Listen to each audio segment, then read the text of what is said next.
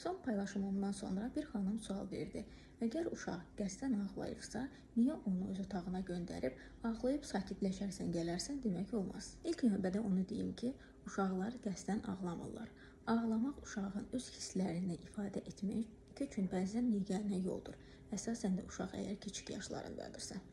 Get otağına ağlayıb sakitləşib gələrsən, bir növ uşağa belə bir mesaj verir.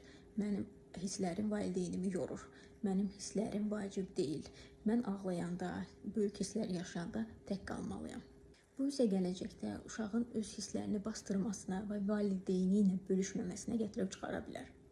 Uşaqlarımız böyük hisslər yaşayanda yaxşı olardı ki, onların hisslərini qəbul edək, adını qoyaq, onları yaşamaqlarına, onlara kömək edək. Amma əgər valideyn resursda deyilsə, hansı ki çox normaldır, çünki gün ərzində çoxlu işlərimiz olur, beynimiz gələcəkdə, keçmişdə olur və biz hər zaman resursda olmaya bilərik.